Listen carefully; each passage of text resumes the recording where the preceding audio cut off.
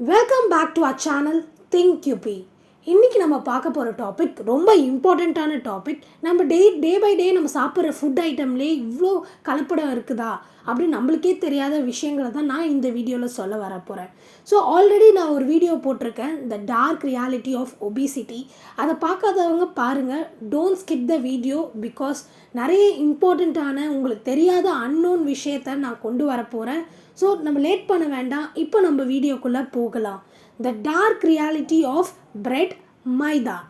நம்ப முடியுதா? நீங்களாம் யோசிச்சுருப்பீங்க, பிரெட் மைதா இதில் என்ன டார்க் ரியாலிட்டி இருக்குது? ஸோ பிரெட் மைதா கூட எங்களுக்கு ஓரளவுக்கு தெரியும், ப்ரெட்டில் என்ன இருக்குது அப்படின்னு நீங்கள் கேட்கலாம். பட் நம்ம நம்பி சாப்பிட்ற ப்ரெட்டில் கூட கலப்படம் இருக்குதுன்னு சொன்னால் நம்ப முடியலல்ல. So how you ever looked at the back of the packet? So ஒரு ப்ரெட் வாங்குறீங்கன்னா அந்த பேக் பேக்கெட் நீங்கள் பார்த்துருக்கீங்களா? ஏன் பேக் பேக்கெட் பார்க்க சொல்கிறேன்னா, ஏன்னா அதில் இன்க்ரீடியன்ஸ் இருக்கும். என்றைக்காவது ஒரு நாள் நம்ம அந்த இன்க்ரீடியன்ஸை படிச்சிருப்போமா? நம்ம படிச்சிருக்கவே மாட்டோங்க. மோஸ்ட் 90% பீப்புள் வந்து ப்ரெட் எக்ஸ்பைரி டேட் தான் நம்ம பார்த்துருப்போம், தவிர ப்ரெட்டில் இருக்கிற என்னென்ன இன்க்ரீடியன்ஸ் சொல்லிட்டு நம்ம பார்த்துருக்க வாய்ப்பே இல்லை. இன்க்ளூடிங் மீ கூட. நான் கூட வந்து பார்த்திங்கன்னா ப்ரெட்டில் என்னைக்கு மேனுஃபேக்சர் எக்ஸ்பைரி தான் பார்ப்பேன், தவிர அதில் உள்ளே இருக்க இன்க்ரீடியன்ட் பார்க்க மாட்டோம். ஸோ அங்கே தான் பெரிய ஒரு பிஸ்னஸே நடக்குது. சொன்னாலே நம்மளுக்கு ஷாக்கிங்காக இருக்குது பாருங்கள். ஒரு பெரிய பிஸ்னஸ், ஒரு மாஃபியா மாதிரின்னு கூட சொல்லலாம். ஸோ அதை பற்றி நம்ம இப்போ டீட்டெயில்டாக பார்க்கலாம். Today all over the world bread is an extremely common food item. So நம்ம இந்தியாவிலே பார்த்திங்கன்னா நம்ம ப்ரெட்டாக கன்சியூம் பண்ணாமல் நிறைய விஷயத்தில் நியூமரஸ் வேஸில் நம்ம கன்சியூம் பண்ணுறோம். ஃபார் எக்ஸாம்பிள் நான் உங்களுக்கு சொல்கிறேன், ப்ரெட் ஜாம் டெய்லி கிட்ஸ்க்கெலாம் நம்ம கொடுக்குறோம். Bread gulab jamun, bread halwa, bread roll, bread pakora, bread omelette, இதெல்லாம் ஒரு சில இம்பார்ட்டண்ட்டான ப்ரெட்டில் செய்யப்பட்ட விஷயங்கள், எல்லாருக்கும் பிடிச்ச விஷயங்கள் கூட. So you need to ask what is in the bread. நீங்கள் முதல் யோசிங்க, ப்ரெட்டில் என்ன இருக்குதுன்னு சொல்லிட்டு. It is beneficial or harmful to our health. அதுதான் நம்ம செகண்ட் யோசிக்க வேண்டிய விஷயம். What is the difference between white bread and brown bread? இதை மூணாவது விஷயம் நம்ம யோசிக்க வேண்டியது. ஏன்னா ஏன் இதை நான் கொண்டு வரேன்னா, எல்லோரும் சொல்லுவாங்க சுகர் இருக்கிறவங்க ஒயிட் பிரெட் சாப்பிடாதீங்க, ப்ரௌன் பிரெட் சாப்பிடுங்க, டயபெட்டிக்ஸ்க்கு அது நல்லா நல்ல ஒரு ரெமெடியாக இருக்கும்னு சொல்லியிருப்பாங்க. ஆனால் அந்த ப்ரௌன் பிரெட்டில் எவ்வளோ பெரிய பிஸ்னஸ் இருக்குதுன்னு தெரியுமா? ஸோ இந்த வீடியோவை ஸ்கிப் பண்ணாமல் பாருங்கள், உங்களுக்கு நான் சொல்கிறேன். So in this video let's understand the bread in detail. Basically bread is made up of 4 main ingredients. So என்னென்ன இன்க்ரீடியண்ட்டாக இருக்கும் கமெண்ட் செஷனில் மென்ஷன் பண்ணுங்கள். First one is wheat flour, second one water, third salt and fourth yeast. இந்த 4 ingredient தான் ஒரு bread செய்கிறதுக்கு நம்மளுக்கு தேவைப்படும். You would ask about the purpose of putting salt in the bread. ஏன் நீங்களாம் யோசிச்சிருக்கீங்களா, ஏன் நம்ம சால்ட் போடுறோம் ப்ரெட்டில்? There are 3 main reason. 3 reason இருக்குது. ஃபர்ஸ்ட் வந்து salt is a natural antioxidant. Natural antioxidant. அது மட்டும் இல்லாமல் இது ஒரு நல்ல ப்ரிசர்வேட்டிவும் கூட. That enables us to store bread for longer time. Salt add பண்ணுறதுனால ப்ரெட்டோட டேஸ்ட்டை நம்ம இம்ப்ரூவ் பண்ண முடியும். தேர்ட் ரீசன் என்னென்னா, gluten strands strengthen with salt. So நீங்கள் கேட்கலாம், குளுட்டின் ஸ்ட்ராண்ட்ஸ்னால் என்னன்னு சொல்லிட்டு. இப்போ ஒரு மாவையும் தண்ணி உப்பு இது போட்டு பிசையும் பொழுது அது தனித்தனியாக இருக்கிற ஒரு ப்ராடக்ட்டு சேர்க்கும் போது அது ஒரு ப்ராடக்டாக இருக்குல்ல, அதை நம்ம எவ்வளோ இழுத்தாலும் அதை செப்பரேட் பண்ண முடியாது. அந்த செப்பரேஷன் ஆகாத இருக்கிறதோட தன்மை பேர் தான் குளுட்டின் ஸ்ட்ராண்ட்ஸ்ன்னு சொல்லிட்டு சொல்லுவாங்க. நம்ம இப்போ ஒரு ப்ரெட்டோட ப்ராசஸ் பார்க்கலாம். The first stage of the process is kneading the dough சொல்லிட்டு சொல்லுவாங்க. when you do this the gluten in the flour comes together. நான் சொன்ன அதே மாதிரி தான். so that the bread or the roti remains in one piece. ஒரே பீஸில் இருக்கும். putting salt in the dough strengthens the gluten strands. then comes our fourth ingredient, yeast. ஈஸ்ட்னால் எல்லாருக்கும் தெரியும். Yeast is the main product நம்ம ஒரு bread செய்கிறதுக்கு. It is single celled micro organism included இந்த ஃபங்கை குரூப்பில் தான் ஈஸ்ட்டை இன்க்ளூட் பண்ணுறாங்க. when these microorganism react with carbohydrate in the flour, இந்த மைக்ரோ ஆர்கானிசம் இந்த மாவில் கலக்கும் பொழுது என்ன ஆகும்னா 2 components are released. என்னென்ன காம்போனன்ட் ரிலீஸ் ஆகும்னா, ethanol and carbon di oxide. நம்மளுக்கு இந்த ப்ராசஸ் என்னென்னு நம்ம ஸ்கூல் டைமில் படிச்சிருப்போம். எத்தனாலும் கார்பன் டை ஆக்சைடும் ரிலீஸ் ஆச்சுன்னா அந்த ப்ராசஸ் பேர் தான் ஃபர்மெண்டேஷன் சொல்லியிருப்பாங்க. The carbon dioxide bubbles that are released in this reaction get trapped in the gluten strands. This is why bread expands.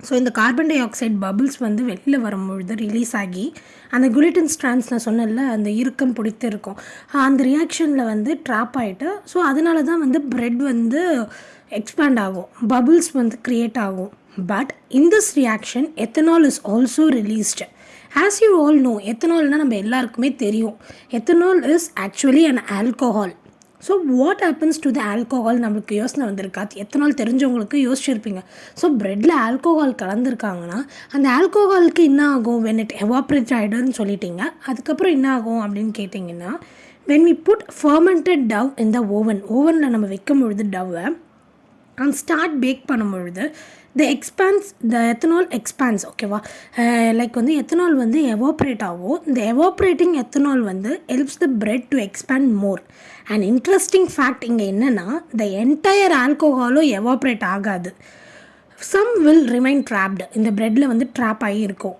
The American chemical society வந்து என்ன பண்ணாங்க ஒரு எக்ஸ்பெரிமெண்ட் நடத்தினாங்க இன் 1920s and found that alcohol content இந்த ப்ரெட்டில் வந்து எவ்வளோ இருக்குன்னா எவாப்ரேட் ஆகி மிச்சம் எவ்வளோ அந்த ப்ரெட்டில் வந்து ஆல்கோஹால் கண்டென்ட் இருக்குன்னா 0.04% to 1.9% ஆல்கோஹால் வந்து ப்ரெட்டில் இருக்குதுன்னு சொல்லிட்டு இந்த அமெரிக்கன் கெமிக்கல் சொசைட்டி 1920 வந்து சொன்னாங்க. This is tiny amount of alcohol will not harm you. So இந்த சின்ன அமௌண்ட் இருக்கிறதுனால நம்மளுக்கு ஹார்ம் வராது. மோஸ்ட்லி வந்து பார்த்திங்கன்னா ஆல்கோஹால் வந்து ப்ரெட்டுக்கு வந்து ஒரு நல்ல டேஸ்ட் கொடுக்குன்னு சொல்லியிருக்காங்க. Humans are using this method for சென்ச்சுரிஸ்லேருந்தே யூஸ் பண்ணியிருக்காங்க. In 1857 Louis Pasteur gave a scientific understanding of the fermentation process. So 1857 வரைக்கும் நம்ம என்ன பண்ணுறோன்னே தெரியாமல் ஒரு ப்ராசஸ் அது ஃபர்மெண்டேஷன்னே தெரியாமல் ஒரு ப்ராசஸ் பண்ணி ப்ரெட்டை வந்து பேக் பண்ணி சேல் பண்ணிகிட்டு இருந்தாங்க. லூயிஸ் பாஸ்டர் 1857 அவர் தான் கண்டுபிடிக்கிறாரு ஃபர்மெண்டேஷன்னா என்னென்ன ஸ்டெப்ஸ் நடக்கும் அப்படின்னு சொல்லிட்டு. We came to know what is fermentation process actually. So அதை பற்றி லூயிஸ் பாஸ்டர் தான் நம்மளுக்கு சொன்னார். நம்ம சாப்பிட்ற சப்பாத்தி ஆர் ரொட்டி அண்ட் சப்பாத்திக்கும் ப்ரெட்டுக்கும் ஒரு ரெண்டு வேஸில் டிஃப்ரெண்ட் இருக்குது. நீங்களாம் யோசிச்சுருக்கீங்களா ரெண்டுமே வந்து கோதுமை மாவில் தான் செய்கிறாங்க, ஏன் வந்து சப்பாத்தி ஃப்ளாட்டாக இருக்குது, ஏன் ப்ரெட் வந்து லைக் எக்ஸ்பேண்ட் ஆகி பெரிய சைஸில் இருக்குதுன்னு சொல்லிட்டு. வைல் மேக்கிங் ரொட்டி அதான் சப்பாத்தியை நம்ம செய்யும் பொழுது we don't use yeast or salt. So வந்து நம்ம ஈஸ்ட்டு யூஸ் பண்ண மாட்டோம். ரொட்டி வீட்டில் ஹோம்மேட் செய்கிற சப்பாத்தி ரொட்டிக்கெலாம் நம்ம அதை யூஸ் பண்ண மாட்டோம். That is why roti do not expand like bread. So வந்து அதனால தான் வந்து பிரெட் மாதிரி ரொட்டி எக்ஸ்பேண்ட் ஆகலை. நீங்களே கேட்கலாம் இப்போ சால்ட் இப்போ டிவிலெல்லாம் அட்வர்டைஸ்மெண்ட் ஆஷீர்வாத் கோதுமை மாவில் அட்வர்டைஸ்மெண்ட் வருது, அதில் வந்து ரொட்டி வந்து பார்த்திங்கன்னா அப்படியே பெருசாக அப்படியே எழும்பி வந்திருக்கு, அதெலாம் என்ன சொல்கிறீங்க நீங்கள் யோசிக்கலாம். பட் அது ஏன்னா நம்ம மாவு பிசையும் பொழுதே நம்ம வந்து சால்ட் ஆட் பண்ணுவோம், அதனால தான் வந்து அது கொஞ்சம் எக்ஸ்பேண்ட் ஆகுது. ஸோ அதுதான் டிஃப்ரென்ஸ் பிட்வீன் ஒரு ப்ரெட்டுக்கும் ரொட்டிக்கும். என்ன டிஃப்ரெண்ட்னா நம்ம ஈஸ்ட் வந்து நம்ம ஆட் பண்ணல. இஃப் யூ கீப் ரொட்டி இன் ரூம் டெம்பரேச்சர், ரொட்டி ஆர் சப்பாத்தி ரூம் டெம்பரேச்சரில் நீங்கள் வச்சிங்கன்னா ஒரு நாளைக்கு அப்புறம் அதை சாப்பிட முடியாது. It won't be edible. ஒரு டேக்கு அப்புறம் அதை சாப்பிட முடியாது.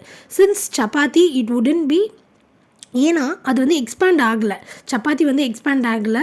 We categorize it as a flat bread. அதனால தான் அது வந்து நம்ம என்ன சொல்கிறோம், ஃப்ளாட் பிரெட்னு சொல்கிறோம். அது எக்ஸ்பேண்ட் ஆகாதனால தான். Flat bread like roti are popular all over the world. So Mexican டார்டைல்ஸ்ன்னு சொல்லிட்டு மெக்சிகோவில் ஒரு டிஷ் ஃபேமஸ், அது பேர் தான் மெக்சிகன் டார்டிலாஸ்ன்னு சொல்லுவாங்க. தீஸ் டார்டிலாஸ் ரிசம்பிள்ஸ் லைக் சப்பாத்தி ஒரு ரொட்டி மாதிரி தான் இருக்கும். இதில் என்ன டிஃப்ரெண்ட்னா ரொட்டிலாம் வந்து நம்ம எதில் செஞ்சுருப்போம், வீட்டில் செய்வோம். வேறு டார்டிலாஸ் வந்து கார்ன் மாவில் செய்வாங்க. So you will find many such flat breads in south east Asian countries. So you will find flat bread in African countries also. நம்ம வந்து ஆஃப்ரிக்கன் கண்ட்ரியில் கூட நம்ம பார்த்துருக்கலாம் flat breads. Who came up with this idea to put yeast in normal fat bread to make it expand? நீங்கள் யோசிச்சுருக்கீங்களா, ஈஸ்ட்டில் கூட வந்து like ஈஸ்ட்டை வந்து ஃப்ளாட் பிரெட்டில் போட்டு அதை எக்ஸ்பேண்ட் பண்ணணும்னு சொல்லிட்டு ஐடியா கொண்டு வந்தது யார்? This is the topic of debate for historians இப்போ வரைக்கும் கூட. It is speculated that its origin was around 4000 BC. A baker in Egypt was making the traditional flat bread. So, எகிப்தில் ஒரு பேக்கர் வந்து ஒரு traditional flat bread செய்யும் பொழுது Baker வந்து அந்த மாவு ஒரு சைடில் வச்சுட்டாரு. ஸோ ஒரு ஹவர்ஸ் கழித்து வரும்பொழுது அதில் நிறைய ஈஸ்ட் வந்து ஃபார்ம் ஆகிருந்தது. ஏன்னா அது நம்ம அட்மாஸ்ஃபியரில் நிறைய ஈஸ்ட் இருந்ததுனால அது வந்து ஈஸ்ட் வந்து அந்த மாவில் கலந்துடுச்சு. ஸோ அது பேக் பண்ணும்போது அது புஃப்னு வந்து சைஸ் வந்து எக்ஸ்பேண்ட் ஆச்சு. ஸோ அதை வந்து ஒரு மெத்தடாக வந்து ஃபாலோ பண்ணிகிட்டு இருந்தாங்க ஏன்ஷியன்ட் டைமில். But the presence of wild yeast in the air was simply unpredictable. Then someone discovered that they would use older bread. So வந்து older dough வந்து containing yeast வந்து நம்ம யூஸ் பண்ணலாம். ஸோ இந்தமாரி ப்ராசஸில் தான் ஒரு ப்ரெட்டை வந்து எப்படி உருவாக்கணும்னு சொல்லிட்டு ஒரு ஐடியா வந்துச்சு. About 2000 years ago, in 300 BC, in ancient Rome, baking was considered to be an art. So பேக்கிங்கை வந்து ஒரு ரெஸ்பெக்டபிள் ப்ரொஃபஷனாக வந்து பார்க்க ஆரம்பித்தாங்க. வீட் வாஸ் இம்போர்ட்டட். எந்தெந்த கண்ட்ரிலேருந்து வீட் இம்போர்ட் பண்ணாங்கன்னா ஆஃப்ரிக்கன் கண்ட்ரீஸ் லைக் ப்ரெசன்ட் டைமில் வந்து அல்ஜேரியா, துனிஷியா, எகிப்ட் இந்தந்த நாட்டிலேருந்து வீட்டை வந்து இம்போர்ட் பண்ணிக்கிட்டாங்க. It was imported into Rome to be made into bread. ஓகேவா, பிரெட்டாக மாற்றுறதுக்கு ரோம்லையும் இம்போர்ட் பண்ணாங்க. தான் ஒரு பிஸ்னஸ் ஸ்டார்ட் ஆகுது. இப்போ நீங்கள் பார்க்க போகிற இந்த நிமிஷத்துலேருந்து தான் வீடியோ ரொம்ப இம்பார்ட்டண்ட். ஏன்னா கமர்ஷியலிசம் வந்து எப்படி பிகேன் ஆச்சுன்னு நான் உங்களுக்கு சொல்கிறேன். எந்த ப்ராடக்ட்லேருந்து ஃபஸ்ட்டு பிகேன் ஆச்சு? Commercialism began with yeast. They wanted to trap the yeast somehow so that it could be easy to use at well. So வந்து அவங்க என்ன முடிவு பண்ணாங்கன்னா, ஈஸ்ட் தானே ஒரு ப்ரெட்டுக்கு முக்கியமாக படுது, அதை நம்ம ட்ராப் பண்ணோன்னா பிஸ்னஸ் நல்லா டெவலப் பண்ணலாம். It was sold in the form of solid க்யூப்ஸாக வந்து சம் பேக்கர்ஸ், வென்யாவில் இருக்கிற பேக்கர்ஸ் வந்து மேனுஃபேக்சர் பண்ண ஆரம்பித்தாங்க. இன் 1867 வந்து ஒரு சாலிட் க்யூபாக. Today we prefer it as bakers ஈஸ்ட்னு இப்போ நம்ம பேரே வச்சுட்டோம். பேக்கர்ஸ் ஈஸ்ட்னு சொல்லிட்டு அந்த சாலிட் க்யூப்ஸை. And then someone wondered why ஏன் நம்ம வந்து ஈஸ்ட்டை மட்டும் யூஸ் பண்ணணும்? இப்போ ஒரு மார்க்கெட் வளருதுன்னா அந்த மார்க்கெட் இவ்வளோ டாப்பாக ரீச் ஆகும் பொழுது ஒரு ப்ராடக்டை வந்து டெவலப் பண்ணால் தான் அந்த மார்க்கெட் கம்மியாகும். அதனால் என்ன பண்ணாங்க, இப்போ ஏன் நம்ம ஈஸ்ட் யூஸ் பண்ணணும், அதுக்கு பதில் வேறு ஒரு ப்ராடக்ட் யூஸ் பண்ணலாம்ல, ஈஸ்ட்டுக்கு ரீப்ளேஸ்மெண்ட்டு அப்படின்னு யோசிக்கும் பொழுது வந்த ஐடியா தான் sodium bicarbonate. Sodium bicarbonate game into the picture. அந்த சோடியம் பைகார்பனேட் எப்படி ஃபார்ம் ஆச்சு அப்படின்னு கேட்டிங்கன்னா, baking soda plus acid release பண்ணோன்னா கார்பன் டை ஆக்சைடு ரிலீஸ் பண்ணுவாங்க. இந்த ப்ராசஸ் தான் வந்து ப்ரெட்டை வந்து எக்ஸ்பேண்டிங்க்கு யூஸ் ஆகுது. நீங்கள் யோசிச்சிங்களா, ஆசிட் மென்ஷன் பண்ணாங்க, பட் என்ன acid, where does this acid come from அப்படின்னு நம்மளுக்கு யோசனை வரும். Back then, people introduced the acid in the dough by using milk use பண்ணாங்க, butter milk and even few drops of lemon juice. இதை use பண்ணி தான் வந்து ப்ரெட்டை வந்து ஒரு பஃபியாக வந்து பெரிய ஷேப்பில் வந்து எக்ஸ்பேண்ட் ஆக முடிஞ்சுது. After this, someone combined the baking soda with the acid and sold it. பாருங்கள், இதை கூட வந்து ஒரு பிஸ்னஸாக மாற்றிட்டாங்க. பேக்கிங் சோடாவே ஒரு ஆசிடையும் மிக்ஸ் பண்ணி சோல்ட் பண்ண ஆரம்பித்தாங்க இன் அ மாய்ஸ்சர் ஃப்ரீ பேக்கெட்டில். So that could contain the baking சோடான்னு அதுக்கு நேம் வந்துச்சு. அந்த அசிடிக் சப்ஸ்டன்ஸும் அதில் வச்சு சேல் பண்ணாங்க. As soon as it was added to water, அந்த பேக்கிங் சோடாவை வந்து நீங்கள் வாட்டரில் கலந்திங்கன்னா it start reacting. This idea worked well. So ஒரு பேக்கருக்கு வந்து எவ்வளோ சீக்கிரம் வந்து அந்த ப்ரெட் டெவலப் ஆகுதோ, எக்ஸ்பேண்ட் ஆகுதோ, அவ்வளோ ப்ராஃபிட் பார்ப்பாங்க. அதே மாதிரி இது கலந்து ப்ரெட் வந்து கடகடன்னு எக்ஸ்பேண்ட் ஆச்சு, சேல்ஸும் நல்லா ஆனதுனால இந்த ஐடியா வந்து நல்லா ஒர்க் ஆக ஆரம்பிச்சது. This is the baking powder. The baking powder contains baking soda with something acidic. Have you ever heard of Eno டிவியில் அட்வர்டைஸ்மெண்ட் பார்த்துருப்போம். ஈனோ ஜீரணம் ஆகலைன்னா நம்ம ஈனோ குடிப்போம்ல. வைல் மேக்கிங் பேட்சோர், ஸோ ஒரு சோளா பூரின்னு எடுத்துக்கோங்க. இதெல்லாம் இதுக்கு செய்யும் பொழுது we add Eno to the flour. அந்த மாவில் வந்து நம்ம ஈனோவை ஆட் பண்ணுவாங்க. What does Eno contain? Baking soda and citric ஆசிடில் தாங்க ஈனோ இருக்குது. ஸோ அதனால தான் நம்ம வந்து குடிக்கிறது தண்ணியில் கடந்து நம்மளுக்கு ஜீரணம் ஆகிறதுக்காக குடிக்கிற அந்த ஈனோவை கூட அந்த பேட்சரில் யூஸ் பண்ணுறாங்க. ஸோ இதுவே நம்ப முடியலல்ல, இது ஒரு அன்னோன் ஃபேக்ட் நான் இப்போ உங்களுக்கு சொல்லியிருக்கிறது.